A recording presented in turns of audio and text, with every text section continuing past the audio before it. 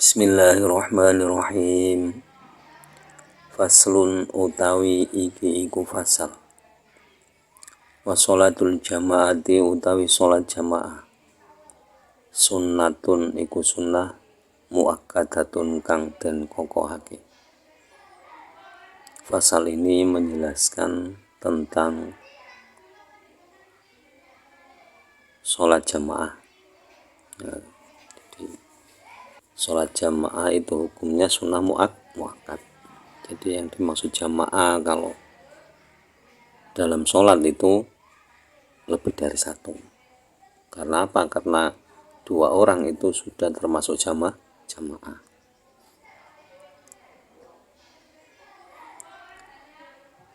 Wa alal ma'mumi lan iku wajib ing atase makmum.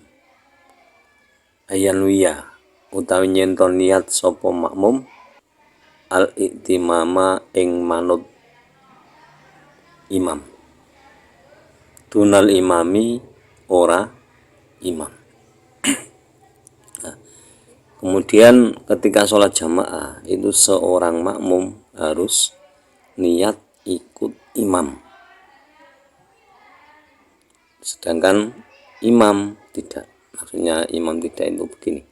Jadi imam itu boleh niat imaman atau tidak niat imaman. Itu tetap jamaahnya sah. Nah, kemudian ya makmum itu ada yang makmuman, ada yang jamaatan itu ada.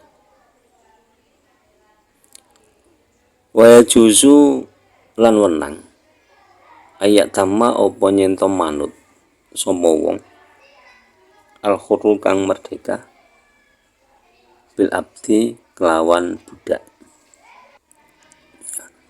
Kemudian dalam sholat itu seorang yang merdeka ikut dengan hamba sahaya itu boleh. Jadi misalkan budaknya itu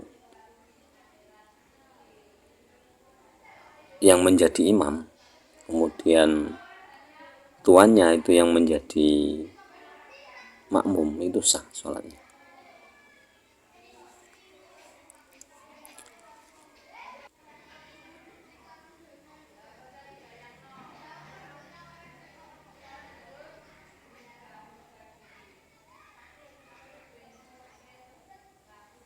Wal balighu lan wong kang balik bil murahiki lan wong kang beger.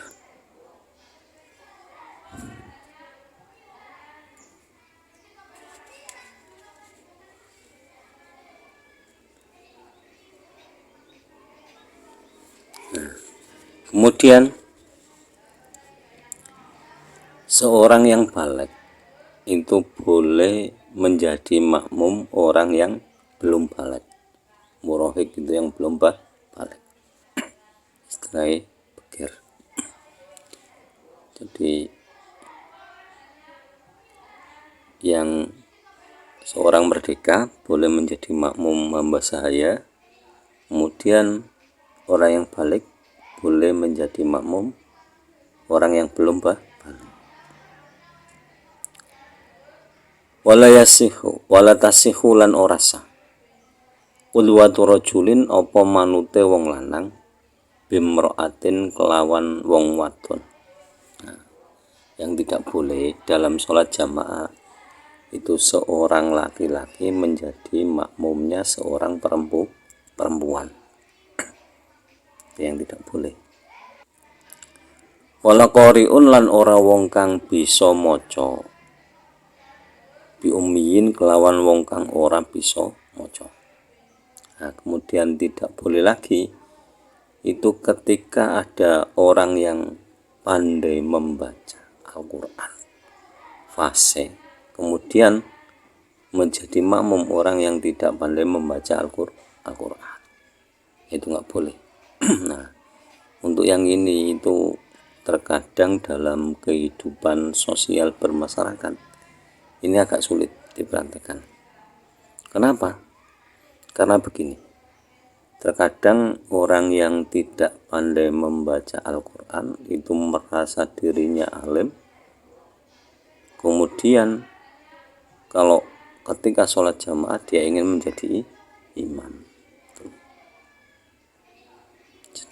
Sehingga orang yang pandai membaca Al-Quran tadi karena tidak punya posisi apa-apa, akhirnya manut aja.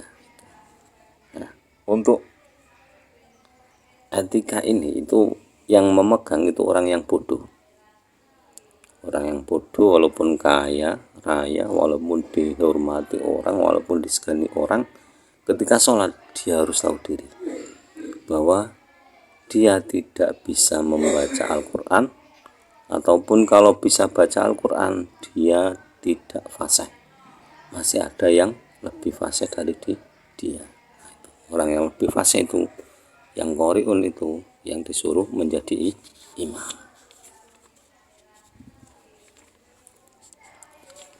Wa ayu maudhi'in,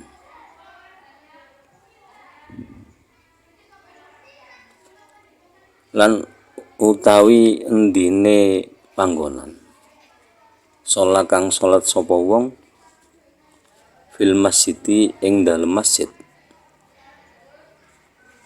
bisolatil imami kelawan sholat imam,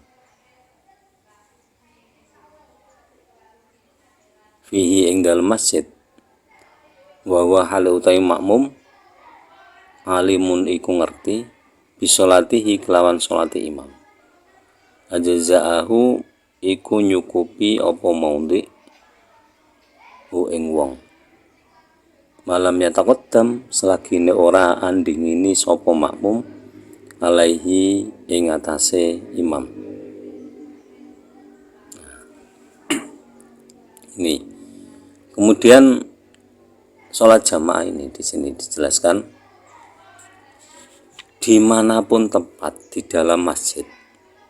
Ketika ada seseorang yang sholat, kemudian niat menjadi makmum pada seseorang imam, nah, sedangkan orang makmum tadi bisa mengetahui gerakan imam dengan jelas, itu tetap disebut jamaah.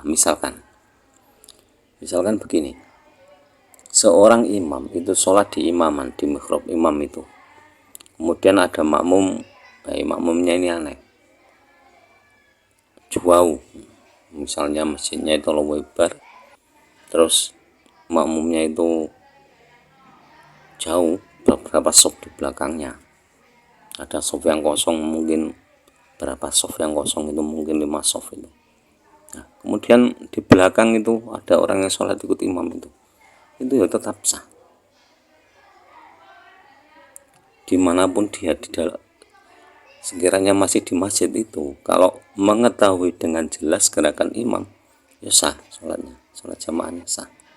Itu makanya wa'i maudhi'in sholat fil masjid bi sholatil imami fihi wa huwa alimun bi sholati ajza'ahu malam yataqaddam alaihi. Nah, sekiranya seorang makmum tidak mendahului gerakan imam.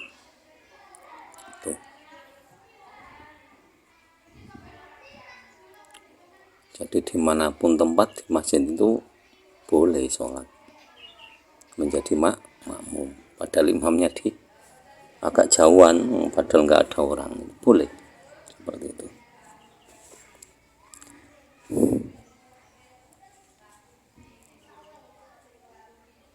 Wa ing sholat lan lamun sholat sapa wong fil masjid ing dalam masjid, wal makmumu hale utai makmum kharijal masjidi iku tetep ing dalem jabane masjid, qoriban halim marek minhu saking masjid, wa hale utai makmum alimun iku ngerti bisolatihi kelawan sholat imam, wala haila lan ora ana aling-aling ku maujud hunaka ing dalem mengkono-mengkono panggonan, jaza mongko wenang apa anut. Kemudian ini yang lebih ekstrim lagi, misalkan mendapat. Jadi ketika ada seseorang yang menjadi makmum itu di luar masjid, tadi kan di dalam masjid, dimanapun tempat, kalau di dalam masjid boleh. Imamnya di mihrab masjid, seorang imam di mihrab imaman, kemudian makmumnya di pojokan masjid paling belakang. Nah itu ya tetap sah jamaahnya. Kemudian ini Yang selanjutnya ini malah yang ekstrim. Misalkan makmumnya di luar masjid tapi masih dekat dengan masjid. Kemudian makmum tersebut tidak ada penghalang antara makmum dan imam, maksudnya tidak ada takbir. Jadi makmum itu bisa melihat imam secara langsung. Walaupun di luar masjid. Kemudian orang itu tadi ikut imam, otomatis disebut jamaah. Jadi misalkan contoh si A yang sholat di masjid kan menjadi imam, kemudian ada si B, rumahnya dekat dengan masjid, dan dari rumahnya itu tidak ada penghalang antara rumahnya dan masjid. Jadi si B ini bisa melihat gerakan sholat si A itu secara jelas. Nah, kemudian si B tadi sholat niat menjadi makmumnya si A, otomatis ini sah jamaahnya. Hanya nggak ada penghalang. Jadi demikian pembahasan tentang sholat jamaah. Semoga bermanfaat fi dunya wal akhirah. Akhirul kalam ihdinas siratal mustaqim. Wallahul muwaffiq ila aqwamit thoriq. Wassalamualaikum warahmatullahi wabarakatuh.